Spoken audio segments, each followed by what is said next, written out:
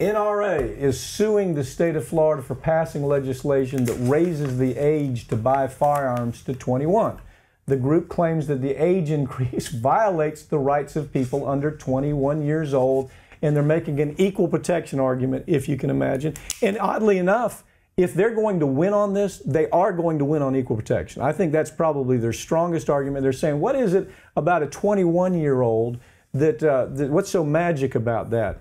Why do we have to, you know, what is different between that person and this person? Equal protection says we look at the law, we treat people exactly the same way, unless, and here's where the NRA may lose on this.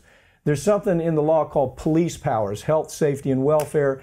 There's a pushback between police powers and something like equal protection. You've seen time and time again where the police powers have succeeded.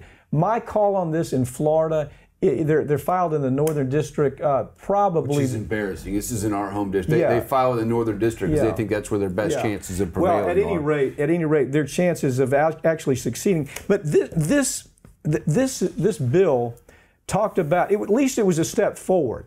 Pam Bondi, who, you know, to me, she supports it. She thinks it's a good idea. Pam Bondi, follow her career. It's a nightmare. I mean, it's a nightmare career where she is about as right-wing as you'd ever want to run into. This is a no-brainer. I mean, all this bill is saying is give us a 3-day waiting period. Right. You have to wait till you're 21 to buy a handgun or a gun. You can't use the bump stocks, which is the ones that that fire more rounds per second.